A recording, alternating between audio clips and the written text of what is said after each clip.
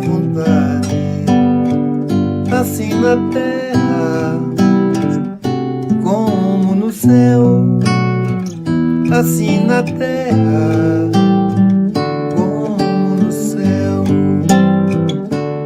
O pão nosso de cada dia dai-nos hoje, ó Senhor. Perdoai as nossas dívidas, assim como perdoamos aos nossos devedores. Não deixeis cair em tentação, mas livrai-nos de todo o mal. Não deixeis cair em tentação, mas livrai-nos de todo o mal.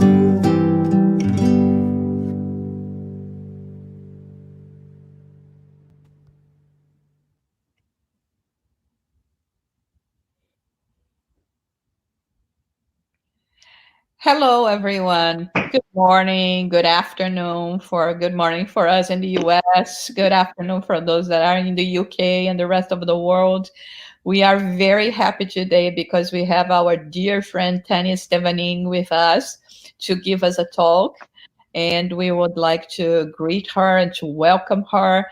But at the same time, we would also like to greet every one of you that has been following us. We have started this series of talks. It's been since April, and we have been very happy to have all of you following with us, and also everyone that has been attending, the guest speakers that have been also giving wonderful talks to us, a lot of things for us to meditate. As always, we start with our prayer, then I'm going to introduce Tanya, and she is going to start her talk.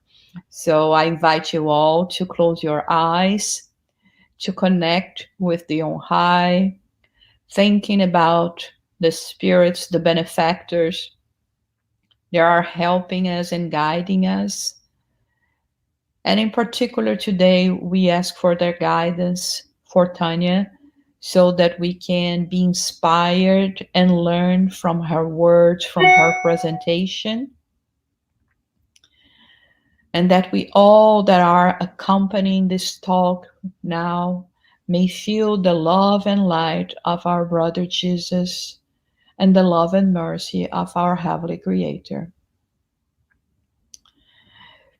Okay, so let me introduce Tanya. Dr. Tania STEVANIN is the co-founder of the Sheffield Spiritist Group and the first person to bring Spiritism to Sheffield.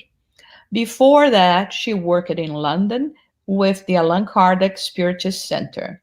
She has a PhD in microbiology and a diploma in psychology. For the past 11 years, she has been working in the treatment of people with substance misuse, the past 10 with the NHS. But besides that, Tanya and I and Joao, we have been friends for 27 years. It's been 27 years when we moved to London and we met Tanya, and there we worked together. We worked together at the Allan Kardec Spiritist Center, and she has been a dear person, spirit, special person in our lives since then. So Tanya, thank you so much for doing this for us today. And please, you can start now your talk. Thank you, Josara. Yeah, it's been a long time since we've been working together, and it's a pleasure to have this collaboration restarted. It's a great joy to be participating in this event with you guys, and I hope that you will enjoy that as well. So I'm going, the topic of my presentation today, I decided to be a bit cheeky and call it the end of the world and how to survive it. Because especially within Spiritism, ever since I started studying Spiritism, we started talking and hearing about the transition period that the earth goes through, that humanity goes through, moving from a world of trials and atonement and hopefully to a world of regeneration. But so I'm going to start with a quote from the Gospel, a quote from Matthew, and I'll read it out for you. You will hear of wars and rumors of wars, but see to it that you are not alarmed. Such things must happen, but the end is still to come. Nation will rise against nation, and kingdom against kingdom. There will be famines and earthquakes in various places. All these are the beginnings of the birth pain. So if you look at the beginning, most of these quotes talks about wars and famines and really terrible things if you think about just a human lifetime. However, at the end, it also talks about the birth pain. And although it concentrates on the pain, a lot of the times we forget about the birth. And birth is renewal, is life, is happiness, is joy, is positive transformation. So it is important for us to pay attention to the signs, but also to remember what comes afterwards. So this quote takes us, to a place of we start looking for the calamities. And now, if we watch the news, every news, we can identify many of the signs quoted here in this passage from Matthew. So that is, the end of the world kind of thing. And then after I talk a bit more about it, then we'll look at how to survive it, because others survived before, so should we. So what is the end of the world? It says, again, a quote from Mark, that when will these things be accomplished? And it follows by saying no one knows about the hour, the day or the hour, not even the angels in heaven, nor the Son, but only the Father. So even Jesus, he was saying, change will take place, but the absolute minute of it is not known by anyone, not even the angels, not even I know that, only the Father. So let's think about what the end of the world really means. Every culture, every religious doctrine or philosophy talks about the end of the world. So the end of the world, we know that when those philosophies talk about it, and even Spiritism explains it a little bit better, because it explains that it's not the end of Earth, it's not the destruction of Earth, but it is the destruction of the social constructs, the societies as we know it, where a lot of change will take place. A lot of things will cease to be, and new things will come into place. So we cannot pinpoint. Kardec started mentioning this ever since the beginning of his development of the Spiritist teachings more than 150 years ago. And we talk and talk and talk about it. And I'll share something personal with you. A few months ago, before the pandemic and the lockdowns, and I know that all over the world there has been a lot of change in the past few months. But a few months ago, when the only thing we had to really worry about was what was happening in terms of politics and the economics, the environment was not at the top of the agenda, but being talked about a lot as well. I remember I went through a phase where, especially when we were studying this part of the Spiritist teachings, I started getting really impatient, as humans do. And I started getting very impatient for the world to get on with it and start again. Because according to Spiritism, what we see as the transition, the phase of transition, is where what we see as the negative aspects of human thinking and behavior not comes to an end, but diminishes. So selfishness, wars, diseases, poverty, it won't be completely eradicated, but will be diminished, will become a lot better.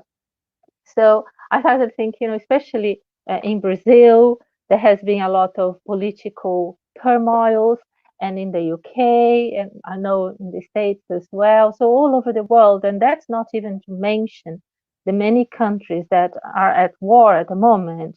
And I became really, really impatient for the world as we knew it to end, so that the new, more peaceful, happier, more fraternal world to be born. And what I found was that I started getting very much into the negative vibes from the news, from other things, and I started getting very angry. So I was getting angry with politicians, I was getting angry with people who committed crimes. And then, as it happens, during the time during one of my prayers, I got an insight, and I'm absolutely certain that it was one of my spiritual benefactors. I have some very good spiritual benefactors who tell me the truth as it is, and they don't mince their words. You know, they're like good friends who tell you as it is, and they don't try to soften it and make it feel better just to please you.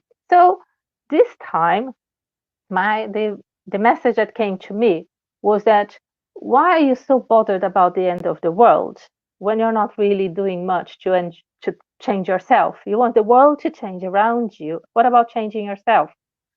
So what? And this is something that really resonated with me, because what came to me was that, so what if your beliefs about this period of transition is not to happen? So what if God changed its mind and decided that this world will stay exactly as it is, receiving the spirits that need to be here, to be healed, to learn, to be more fraternal, to face the challenges that this world provides us with, the learning experiences that this world provides us with. And that's that. It's not for you to decide what kind of world you're going to have. However, if you want to be part of a better world, then what you need is to change yourself. So if this world doesn't change, then you can at least be admitted to a better world when you leave this one.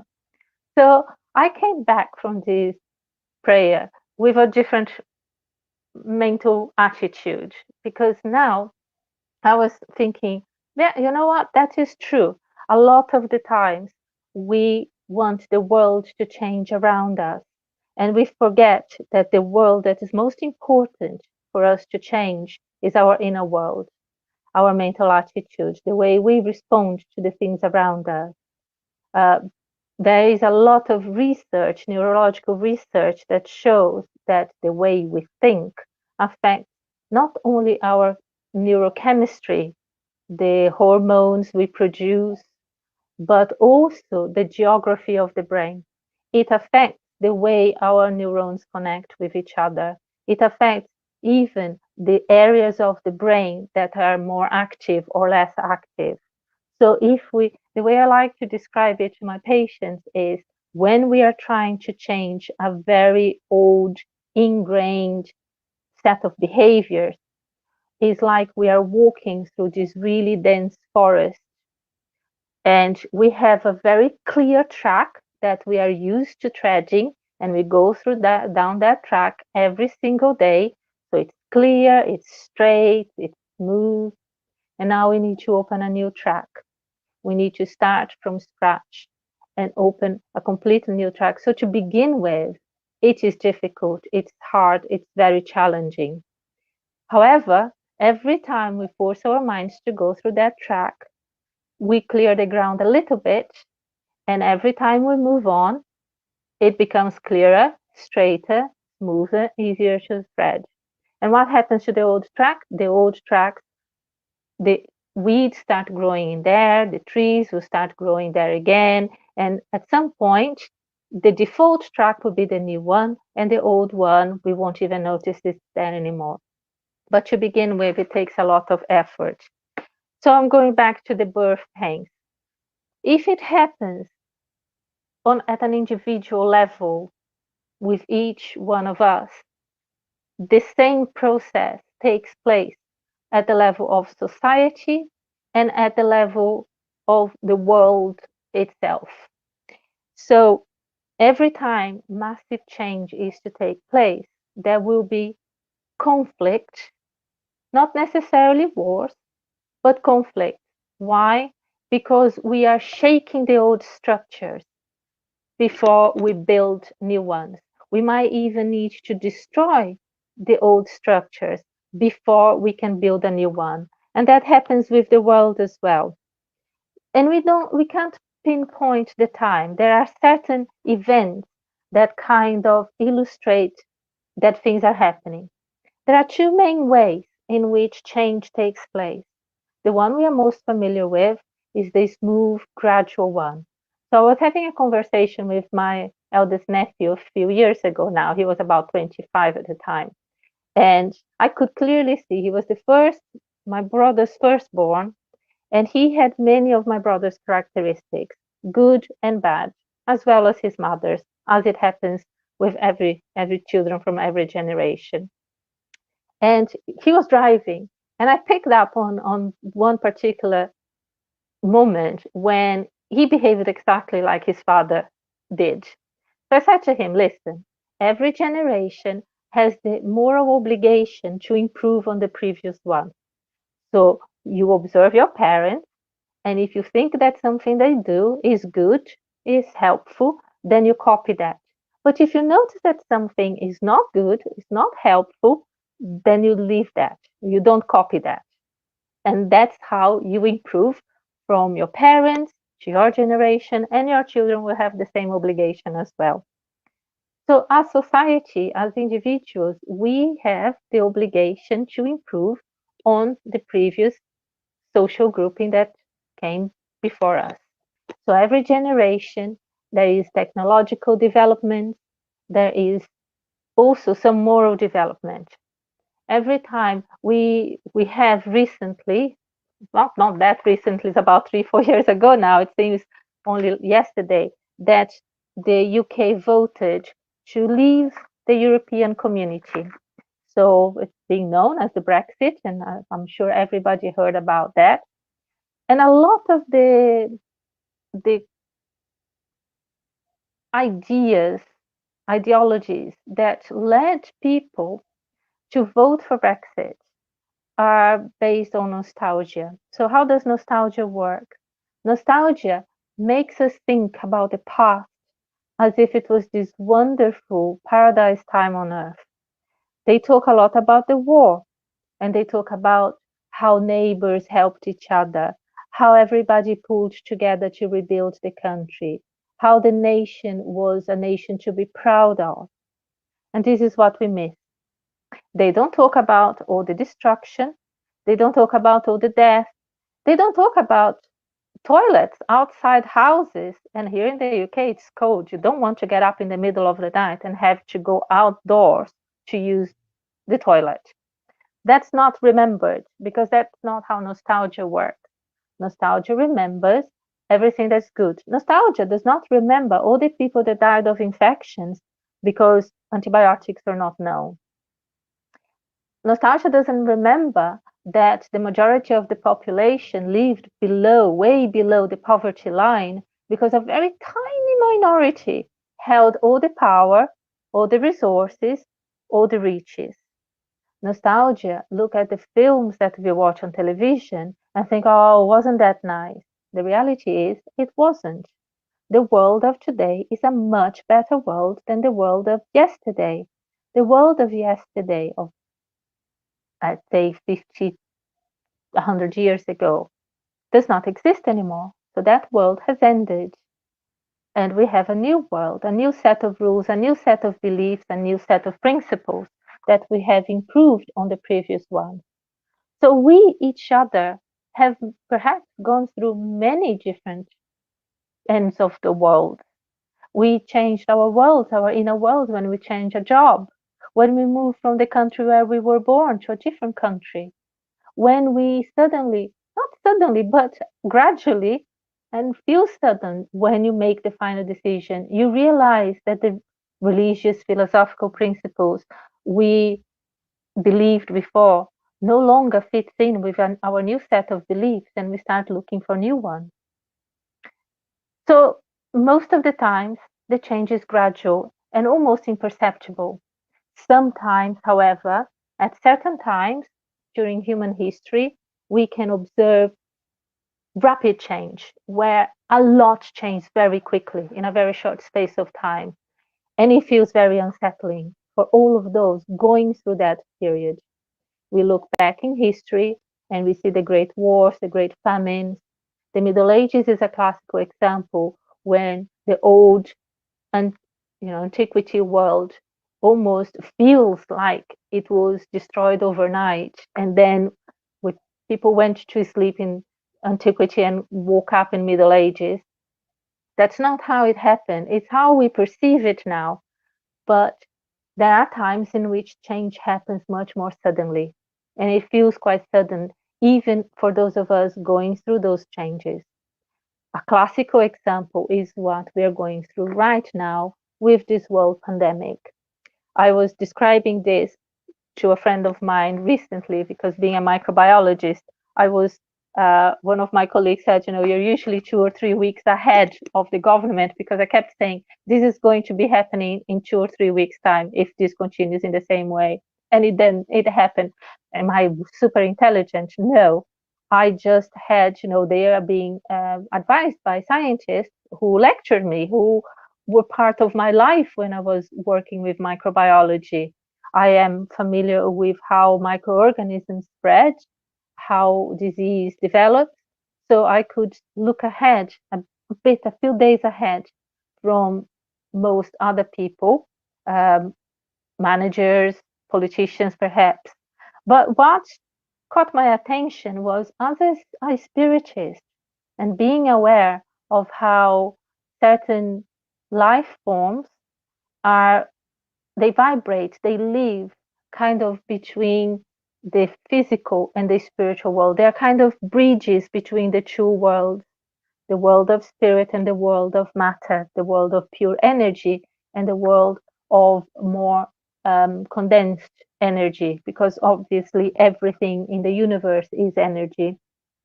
And viruses are like that.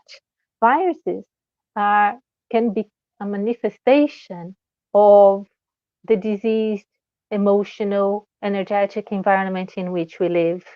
I remember one of my lecturers a few years ago saying, "Oh, don't come close to me because you catch this cold." And I said, "I'll catch the cold if I am susceptible to it. If I make myself susceptible to it, then I will catch it." And he disagreed. But then we talked a little bit about the difference between the physical manifestations of certain illnesses and the mental, spiritual manifestation of certain illnesses. I work with people now who, without catching any physical illnesses, manifest all kinds of symptoms in their minds constantly because they live in an intoxicated mental atmosphere. And this conversation I was having with one of my colleagues a few months ago about the pandemic was basically, I was saying, the world caught a cold. So it's not just individual anymore, it's generalized. Because as human beings, as spiritual entities, energetic entities, we interact with each other all the time. We exchange energy with each other all the time. If the energy levels drop to more toxic levels, then we can materialize certain illnesses. And it can be a cold, it can be a pandemic, it can be something else. It can be a war, because a war is like a human cancer, a social cancer in a way, which is very destructive. So this world is ending, and sometimes the changes can be very rapid.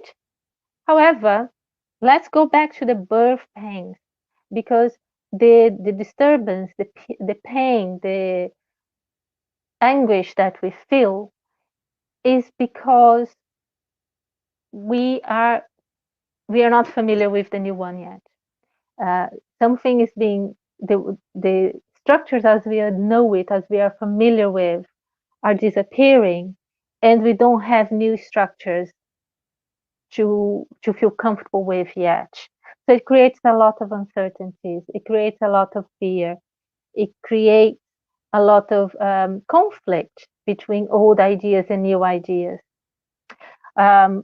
using an example that I'm sure most people are familiar with, and it's very recent, although it hasn't been on our news recently, I will bring forward Greta Thunberg.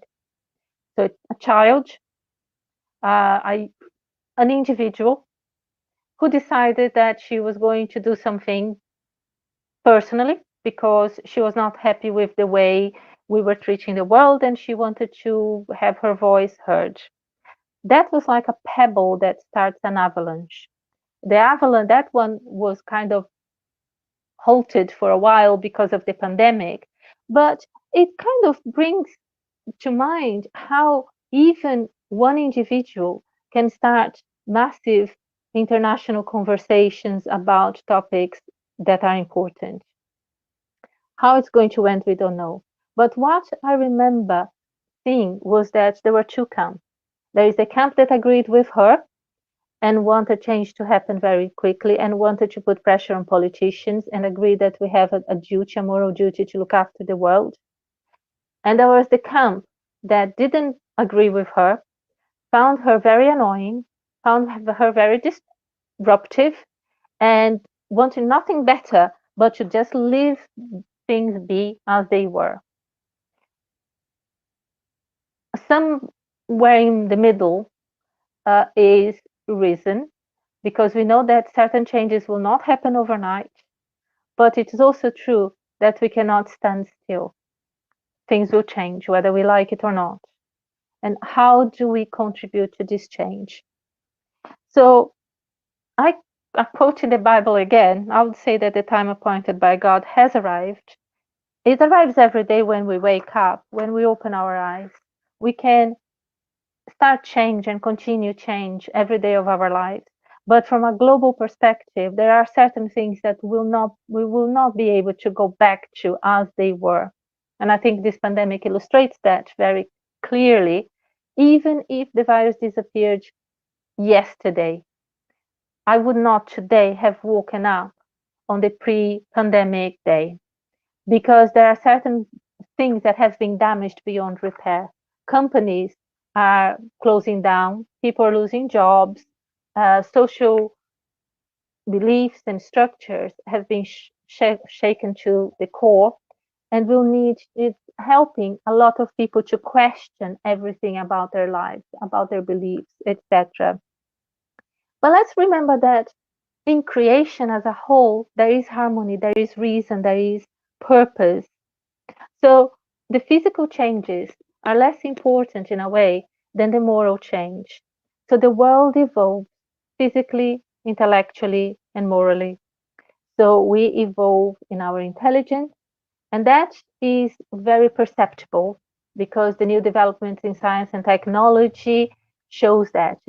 I was telling one of my younger colleagues yesterday, I was born before the internet existed. I still struggle with certain aspects of technology. And for her, it's second nature.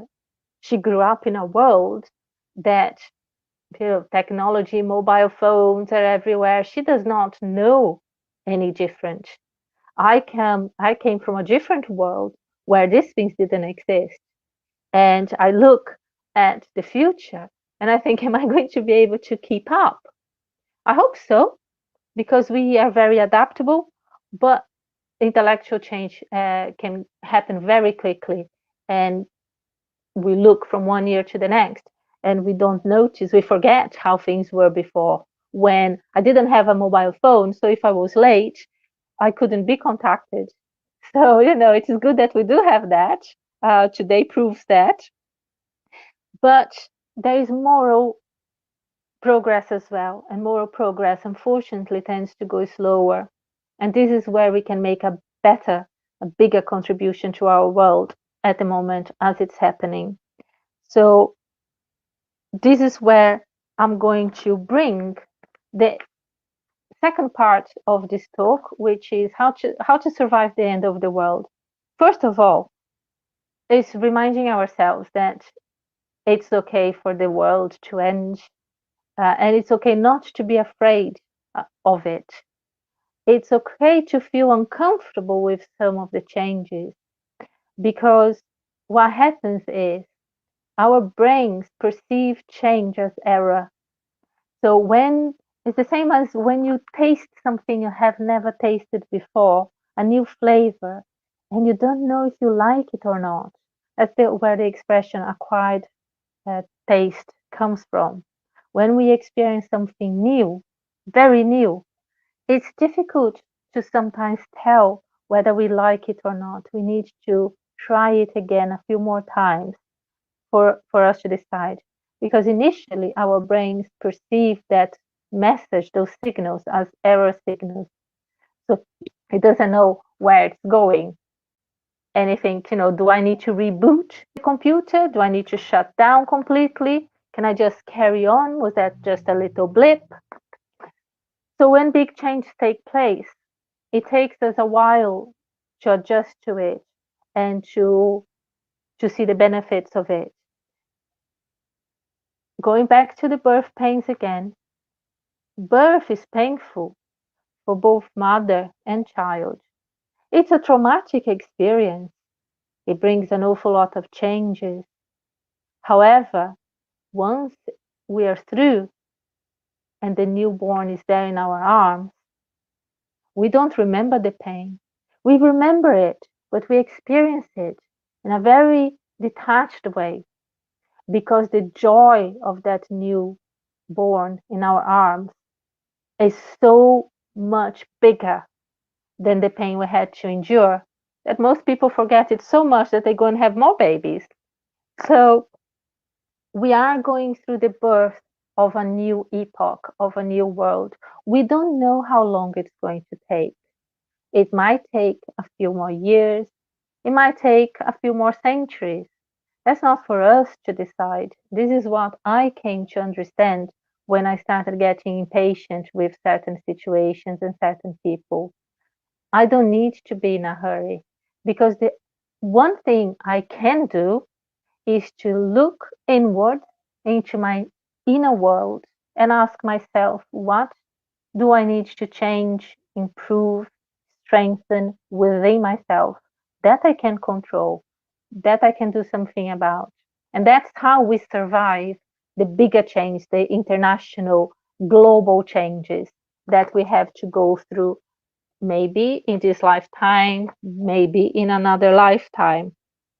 Remembering that the fruits only come at the right time under the right conditions. So there are certain things that we should not try to speed up, but we need to tender that plant, to look after it so that the fruits can come and ripen in the right way so that we can enjoy it afterwards. So it is the way things change is more like a battle of ideas, of principles, of beliefs, which we can be part of.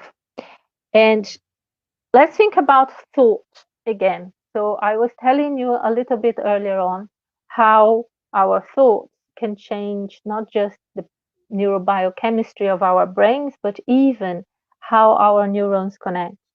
In the past, until not very long ago, people used to think that once the brain develops, it stays put, nothing changes. So if you damage an area of the brain, you cannot recover that function. Nowadays, more studies using function MRI and also studying people with brain damage, others through strokes or brain tumors. It is known that the brain is not static. Even the geography of the brain, people who suffer from severe epilepsy, there are a few cases where the only solution is to remove half of the brain. So you think that if you remove half of somebody's brain, that person is a vegetable. Actually, no. The other half compensates for a lot of the functions that have been lost in the half that's been removed. So the person has not a normal life like we often think of, but a very fulfilling life. There will be certain aspects that are going to be challenging, like movement, speech, may need to be, a person may need to learn to walk again or to speak again, and there might be some disturbing side effects there for life, but it is better than having seizures every 15 minutes for the rest of their lives, because now they can go to university, they can get a job, they can get married, they can have children. So it proves that the brain is not the static system that it was thought to be before. So how is that? So the brain, if you think about the brain as the hardware and the thoughts as the software, and the spirit is the programmer. It's our spirit, our willpower that programs the software that is transmitted through the hardware that causes action to take place, behavior to take place. There is also something called cognitive dissonance. And cognitive dissonance is when our beliefs and what we are supposed to do clash. So I work with people with substance misuse. A lot of the people I work drink a lot and use drugs, and they come to me because they want to change that. It's ruining their lives, their health, their relationships, and they want to stop that. However, changing that kind of behavior is really difficult. It is very challenging. And it creates conflict. So if you believe that you want to change, you need to change, but your whole body is asking for the thing you've been using every day, it takes an awful lot of willpower to say no. And I describe it as two wants clashing, two individual but conflicting wants clashing. They want to change and they want to stay the same. It creates a conflict, a psychological conflict, and we resolve that psychological conflict by the belief and the action becoming the same or similar. So I need to believe that I don't get any joy out of using this substance. It only brings evil into my life, despite the fact that in the past I used to use it to help me sleep or to cope with stress. Now I have to find a different way to cope with stress. Racism is another good example, and probably a better one, because in many countries there are laws that protect individuals against prejudice related to color, religion, gender orientation. But that might go against my core beliefs. I might be the kind of person that doesn't like a certain type of individual. But now the law makes me interact with that person, and or because I work with them and I can't use certain names anymore, certain words anymore. So how do I resolve that? I resolve that by concentrating my attention, focusing my attention on the positives of that individual. So instead of concentrating my attention on the negative, the things that I am prejudiced against, I concentrate on how kind they are, how helpful they have been to me, how polite they are, and I start liking them. Then the conflict is resolved, because now I don't have to be prejudiced anymore because I like that person. I don't have to use substances anymore because now I develop a different lifestyle. That happens across the world as well. And this is what we're seeing when cultures clash. So a certain culture is a lot of the youth movement illustrates that when new generations come and challenge the old set of beliefs, the old dictators, and want change, and the old school resist, and the society comes into conflict. It's like a cognitive conflict, but not individually anymore. Now it is a global societal conflict. How can that be resolved? It can be resolved peacefully, because that's the only way to resolve this kind of conflict. Because otherwise, if we go to war, then we are only going to create more conflict. To be able to resolve those differences, we need to go back and find ways to live with each other and to cause change in a peaceful manner. So, peaceful transformations. And how can we individually contribute to that? So, how can we survive when our world is crashing around us like that? We survive by tapping into this powerhouse that we call our cognitive functioning, our thought processes, by identifying thought patterns that are unhelpful and changing them to something more helpful. So, for example, fear. What is fear? Fear is the same as faith, is the same principle, but fear believes blindly sometimes in the negative, in something bad. Faith believes completely in something good, in the solutions to my problems, in the positive. Fear believes that I am being persecuted by evil spirits, by my neighbors. Faith believes that I'm being guided by my benefactors, by God, that I'm being helped by those around me. Same energy, but in opposite directions. So what I'm going to be doing with you guys now in a minute is to do a meditation exercise that you can do in 5 minutes or half an hour or an hour. It depends of each person can take as long as they like. And this meditation involves two aspects. The first one is helping ourselves. It's a form of self-healing. And the second one is a form of healing others, healing the world. So if you would like to take part in this meditation, just find a place where you can sit down, or you can even, if you're at home, you can lie down and close your eyes and just, find comfortable place to sit or lie down, and you can just gently close your eyes. And the first thing to remember is that there is no right or wrong for this. If your mind drifts, you can bring it back. Just listen to my voice again. And I want you to imagine something just for a moment. Imagine that you create around yourselves a dome.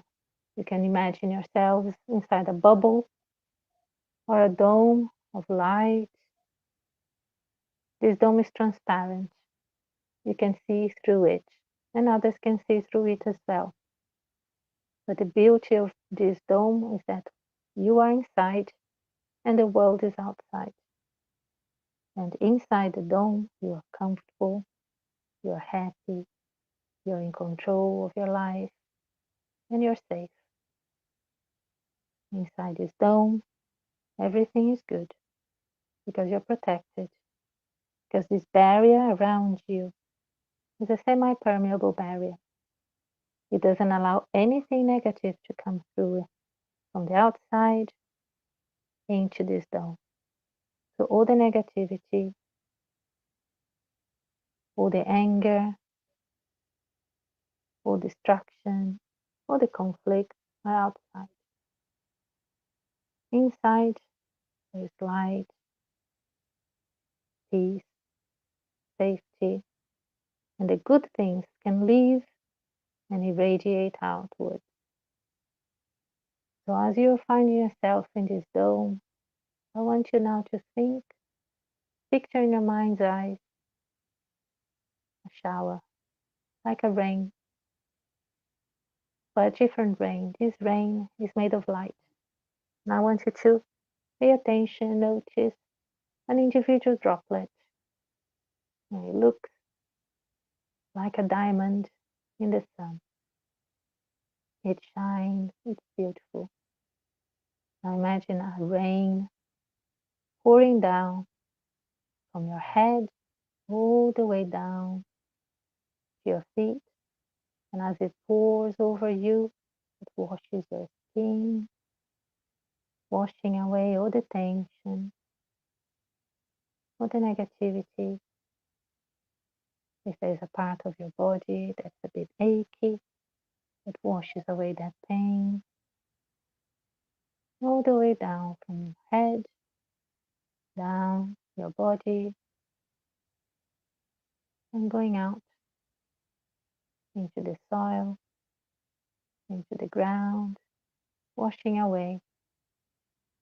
Now, this shower of light penetrates your skull, penetrates your body,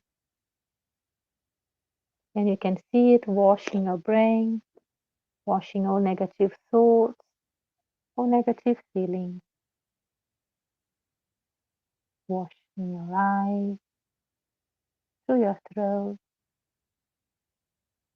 washing your heart, your cardiac system, washing away all the feelings of fear, discomfort, anxiety, and washes away your lungs, cleansing, making it easier to breathe as you breathe in peace and relaxation, and breathe out stress, fear. And this rain of light continues to wash all the way down your stomach, your gut, all the way down, washing all the negative feelings, thoughts.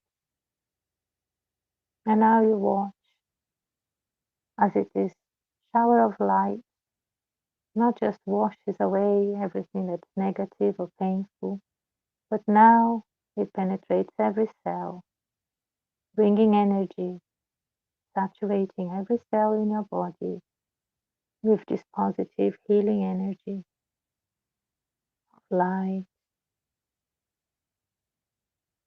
of health, of hope.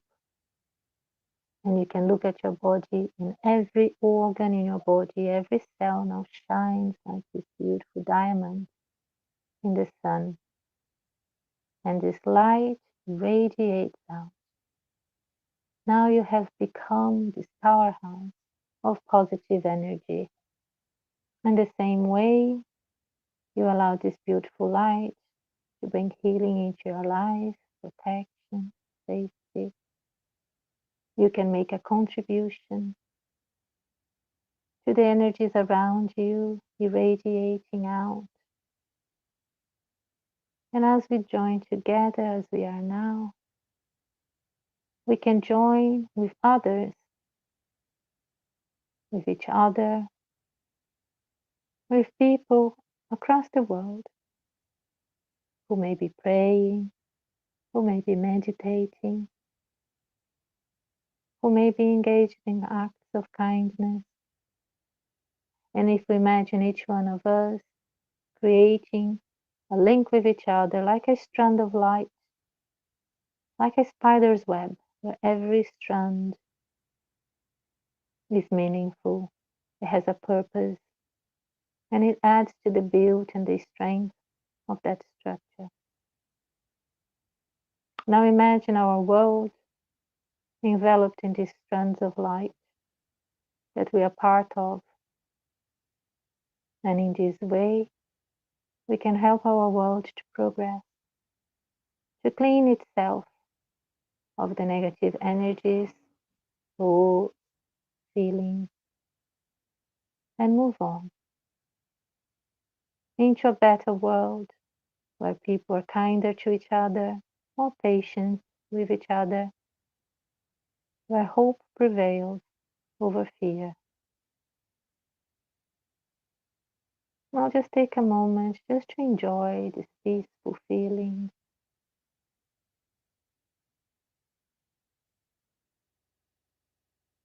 And now you can bring your attention back to the present, to where you are. Bring some movement to your feet, your toes, your fingers.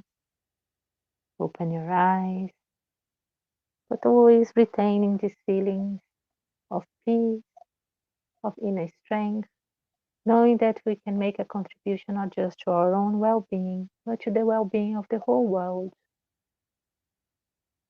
For we are part of it, we vibrate with it.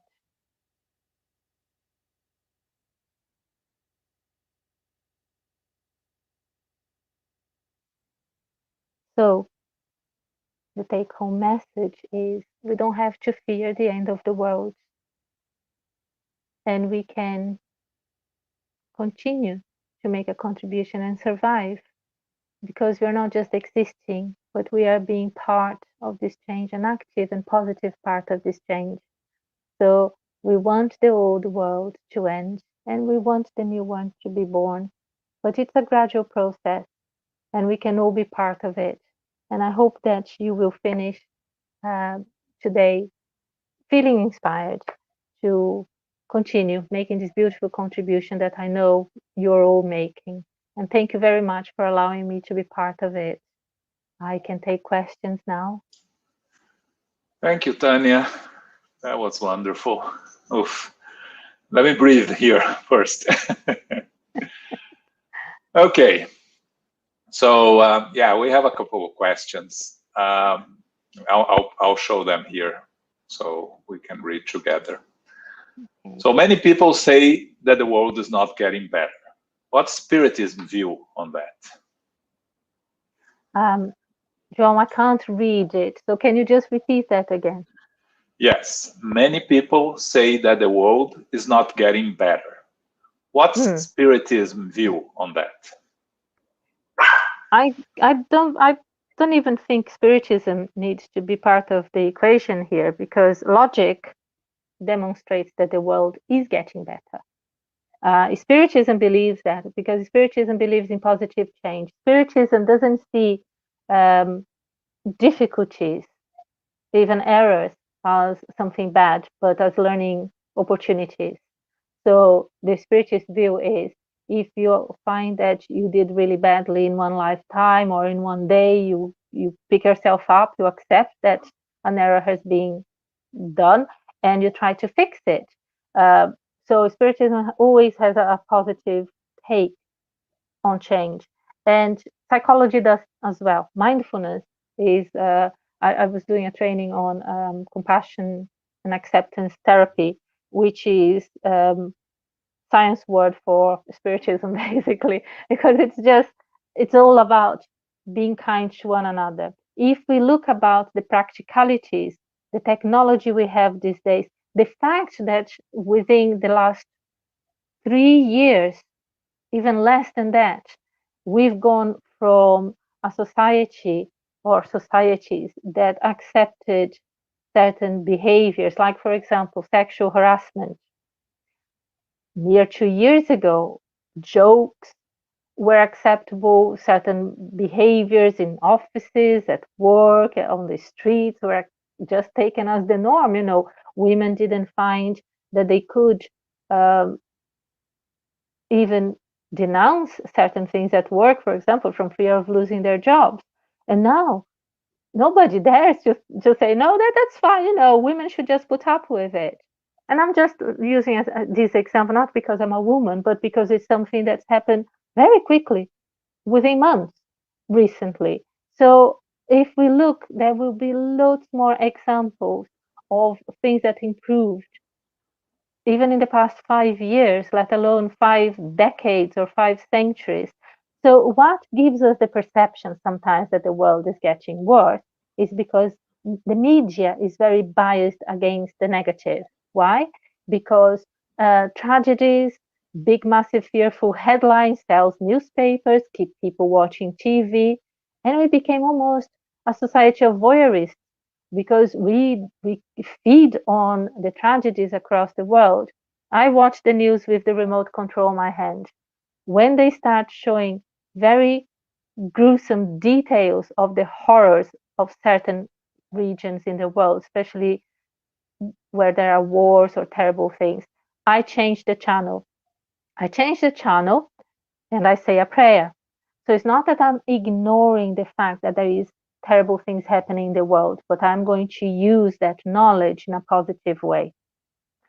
So I'm protecting my home from those images, I'm protecting my mind from those images, but I'm making a positive contribution at the same time. So we have to be a bit more selective, I think, in terms of the news we watch, the conversations we have. And I think every newspaper, there is a little local paper here in the UK called the Metro, that is free distribution, and one section right at the end of it is about people saying thank you. So messages that people send to strangers about, oh, thank you very much to the stranger that gave me a seat on the bus the other day. Thank you very much to the stranger that found my wallet and returned it. And I think every news report should contain at least a third of it. A third should be just telling us about the horrible things that are happening in the world that needs to change. A third should be about the things that we are improving. And a third should be about the wonderful things that people are already doing in the world that's not being acknowledged and recognized. So I personally feel that the world is getting better, not worse. Yeah, I agree. Yeah, great advice. I like that. So, watch TV and change the channels and pray. That's perfect. Yeah. So our friend Glaucio Pessoa asks, how to calm down people who listen to too many conspiracy theories, are in a constant state of fear? Hi, Glaucio. That's a really, really good one, because, yeah, it is so easy. I was lectured by a client the other day while I was looking for the appointments, and it took me a while. I had a whole lecture about how the pandemic is caused by the 5G network. As a microbiologist, I find that very difficult to even engage with. So I just let her talk. A lot of the time, the conspiracy theorists are very much. Conspiracy can be like an addiction. That's psychologically speaking. That's how it manifests itself. Some people become hooked on that, and they get a buzz out of it. So every time they share that information, they talk to each other about it, they get a buzz out of it, and it becomes very hard because the reality is that it creates an emotional roller coaster. You go up and you come down. You go up with, oh my God, this is what's happening, and then the fear. And it creates quite a lot of powerful emotions that people become addicted to. And one of my clients many years ago in one of our support groups, he was talking about abstinence. And he was a gentleman who really, when he hit the bottle, he hit it hard. It was not every day, but when it happened, it was horrendous. And he one day came up and said, you know what, Tanija, the problem I find is that abstinence is boring. And we had a really meaningful conversation about that, because that is it, guys. Life, normal life, can be really boring. It can be very dull because it doesn't change very much. You wake up, you go to work, you do your work, you come back, you have lunch, you go to bed. And it's like one day after another, you look back and it's pretty much the same. And this is what we want. That when we talk about being normal, that's what we want. But conspiracies gives us excitement. So in terms of handling it, we sometimes, trying to engage in a meaningful logic conversation is not going to help. But what you can say is there is a technique that we use a lot, which is the exception conversation. So you start the conversation by asking someone not how they're feeling, or are you happy or are you not. You start by saying, what's been good recently? What have brought you joy? Have you seen anything nice these days? Have you eaten anything that gave you pleasure? What was your favorite food? So you're not ignoring the negative, but you're trying again, to open a new track in the neuronal pathways that helps them to concentrate on the positive.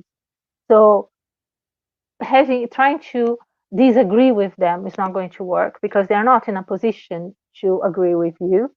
It's the same as with religion. If I have a set of beliefs and someone else has a set of beliefs, we can't have that conversation. But we can have a neutral, positive conversation that will help both of us. Thanks, Tania. From Bob Oberg, I believe in changing myself. While I'm working on myself, may I do some external things too? Absolutely. What we did today, the little meditation that we practiced today, has both aspects. You start by the technique of the shower. There are many different ways that you can do that. I like to use the shower of light, but it's a body scan. And the body scan is a technique that goes from head to toe, and you kind of cleanse and re-energize each part of your body, and you can use that. I used a similar one when I started getting a lot of chest infections, and I used to picture like an X-ray, a laser ray going through my body and killing all the viruses and bacteria that were making me ill. And then the second part was when we irradiated outward. So from an energetic, spiritual perspective, we help ourselves, and the sending out of those positive vibrations will help the world as well. It will help to cleanse some of the negativity that's generated by negative thoughts and feelings around us. I use that a lot at work, not with clients, but with my colleagues. When we sit in a shared office, and sometimes the conversations are very negative. So I get myself in my bubble. I do some breathing to place my mind on a positive frame of mind, and then I send out irradiation to my colleagues around me. What I find is that the conversation either moves away or stops, and the energy lifts. But also from a practical perspective, we can all contribute. And the way to contribute, we don't often need, we hardly need to leave our own houses to make a contribution. Many years ago, I was walking and I was late to work. And there was someone walking ahead of me who was walking very slowly. And I started getting really annoyed with that person. And then it hit me that that person didn't know I was behind them, didn't know I was late to work. It was my fault I was late to work. They were just going through their day as they would. So why was I now bombarding them with negative energies? So I changed my attitude. I asked that person forgiveness, sent them lots of love, and moved sideways on the pavement and walked past them. So a lot of the opportunities we miss of making a direct contribution to our world, we miss because we are looking over there. We are looking at the big changes, the big earthquake that I can go and help to dig people out of.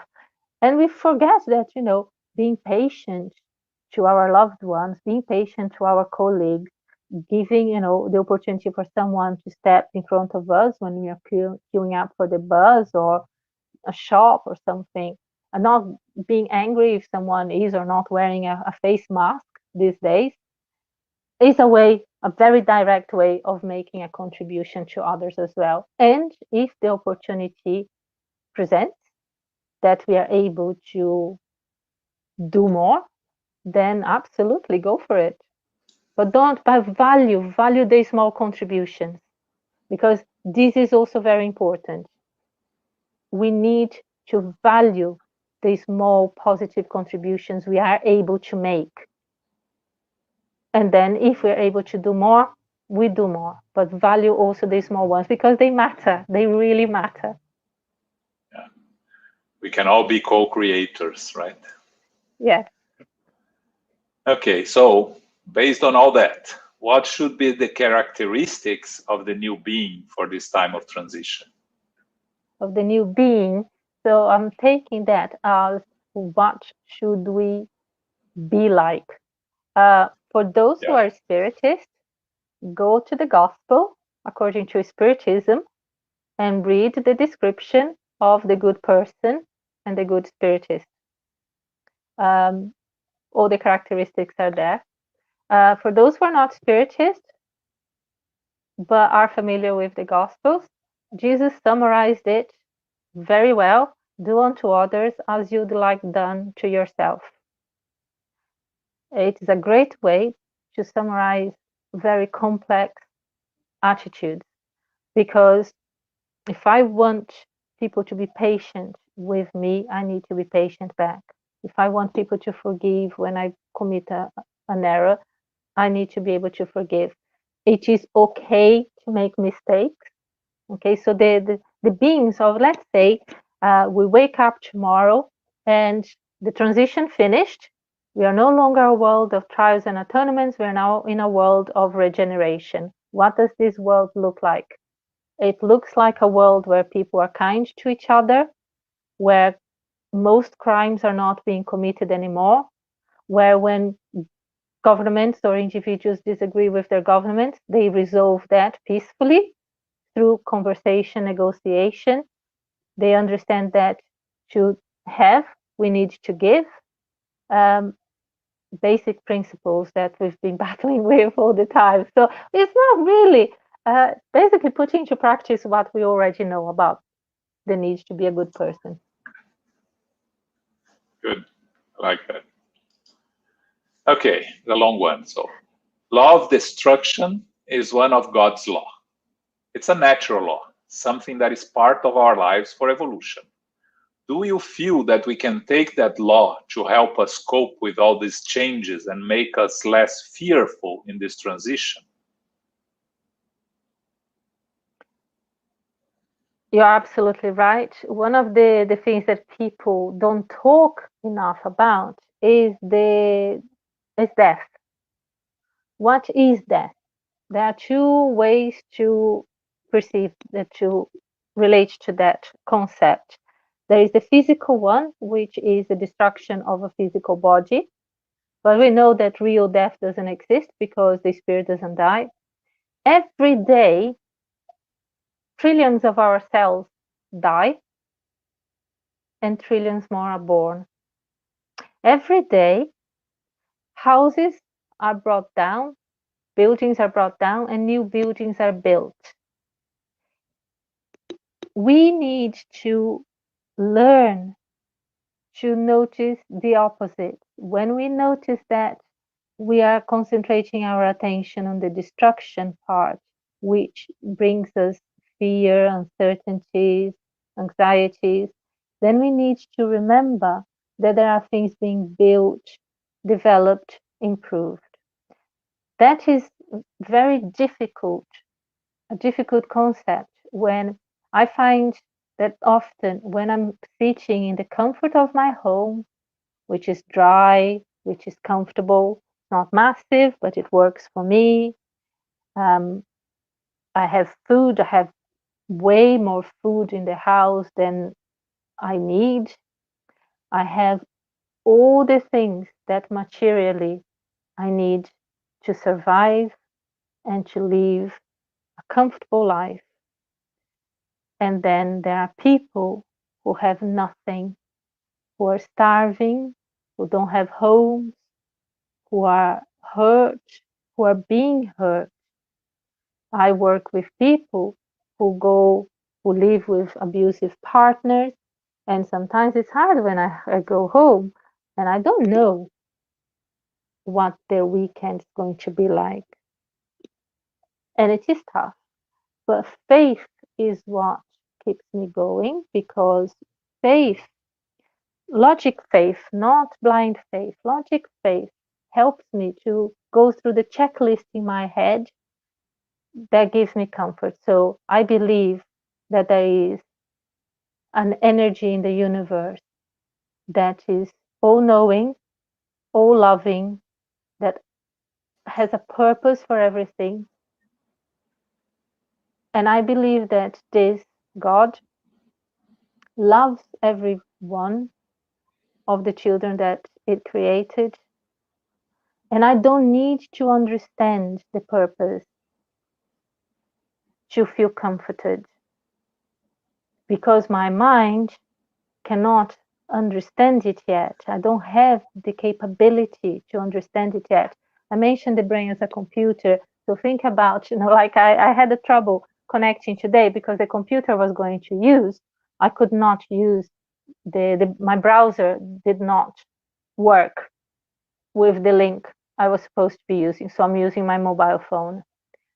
So there are times in which my brain, the browser, cannot cope with certain information. So I just have to accept that I need to update my browser by continuing the work of developing my mental capacity, my spiritual capacity to be able to assimilate the information.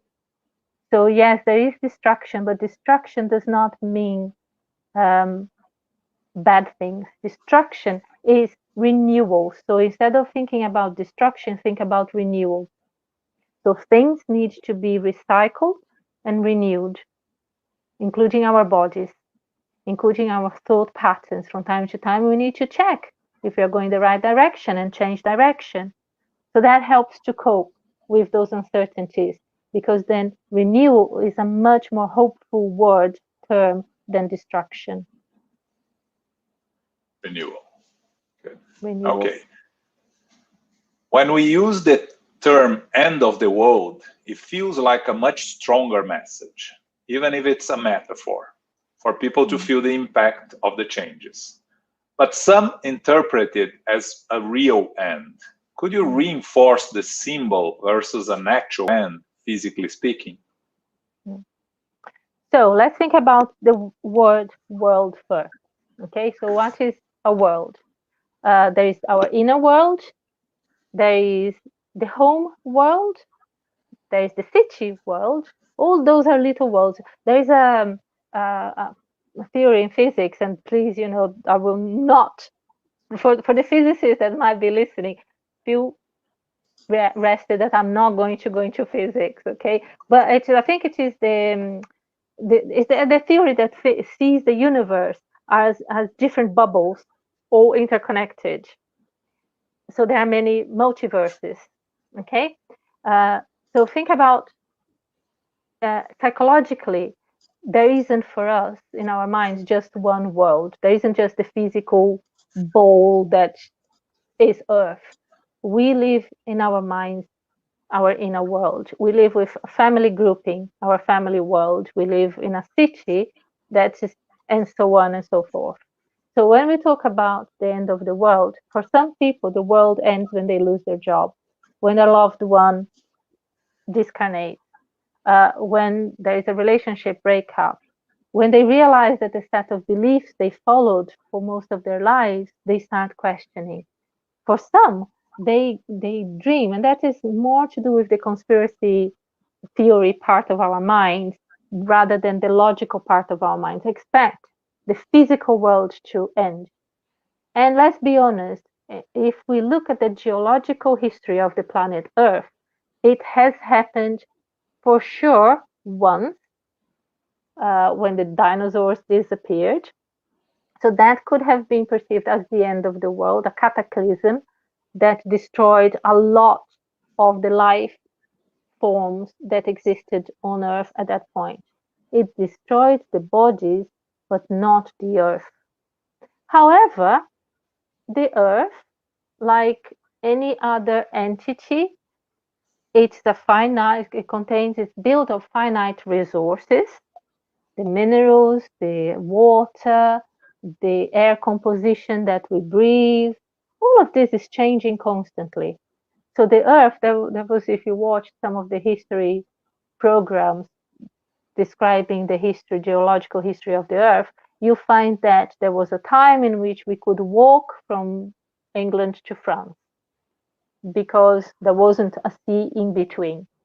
You will hear that the African and the American continent were connected, and now it's not. So there has been many, many changes to this planet. It's just that in a lifetime we don't notice because they tend to be smaller changes. Now we can measure it and we can tell how long it's going to take for certain things to happen. And at some point, in billions and billions of years ahead of us, this Earth will cease to be able to sustain life as we know it. But that doesn't mean that life will cease to exist here. It's just that we don't know how it's going to develop. So I personally don't believe that there is an end to the world that is imminent. Maybe other worlds have suffered massive cataclysms. However, we need to extrapolate to our spiritual life when we start thinking things like that. First of all, it is extremely unlikely that it will happen anytime, let alone anytime soon. Even if it does, I tend to joke with my mom that, if I hear that a comet is going to crash on Earth, rather than try to run from it like you see most people doing on disaster movies. I'm going to run towards it. I want to be standing at the best possible viewpoint because I want to see it coming and enjoy the view while it lasts. So, but I'm not a positive person, All right. Okay, Tanya. So, last one that I'm going to ask you. Can you share with us a little bit about Spiritism in the UK and specifically the work you do there in Sheffield in terms of Spiritism? Because a lot of people are outside the UK that don't really know it well how it works there. So Spiritism in the UK is still not as developed as in some countries. There are many groups in the UK and new groups being formed all the time. The interesting thing about this last few months was that our meetings have always, here in Sheffield, as in many other places, we've struggled with people joining our groups who are interested and able to make a practical contribution. So give talks and participate in the meetings in a more practical way. A lot of people come to enjoy the studies, which is absolutely fine, and we love that. So our group is always being very small, but it's grown since the pandemic started, because when we stopped having physical meetings with each other, then people who had an interest in our group are joining via Zoom now. So our group has grown. It's just that we don't meet in the same room, but we have people coming, to our meetings from Brazil, from other parts of the UK, and really feeling part of it. So to me, it's been a great way to demonstrate to myself and others that what the world is going through in terms of the pandemic is being managed by those who know better from the spiritual side as a way of enabling us to be more fraternal, to be more connected, rather than taking things away from us. Also, because it forced us into looking inward and asking ourselves, taking time off to really be with families and prioritizing what is really important rather than the must-haves and the next party. So the work, and there has been so many more activities that people can join. Like this one, for example, I had never done something like this before, and now it's become more or less the norm. And so I have great hopes for Spiritism in the UK.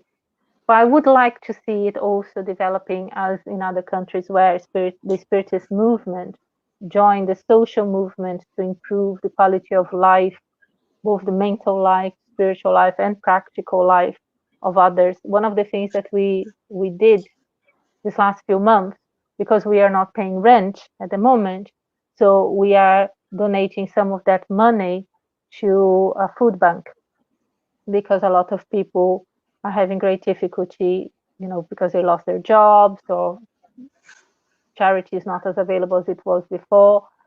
So we are making a contribution in that way as well. And so it's been good. Okay. Thank you, Tanya. Yeah, it's been a learning experience for all of us. And yeah, I think we are seeing many positive changes in terms of the dissemination of Spiritism. This series of talks that we do every Saturday at 11 a.m. that reaches a lot of people. It's one of the examples of how we can disseminate, especially us that work on disseminating Spiritism in English, right? So yeah. I want to thank you once again for being with us here. I want to thank you all that have been with us, and we're going to do a quick final prayer, asking for the spiritual benefactors to continue blessing us, to continue guiding us. We ask for their protection throughout the week, for the protection of those that are going through difficult times in this pandemic, for those that are losing lost loved ones, lost financial resources, or even those that are returning to the spiritual world, that they may be protected, blessed, assisted. We ask for the blessings for all throughout this week. We thank our Master Jesus for another opportunity to be reunited in his name. And we ask permission to close our meeting. So be it. Thank you all.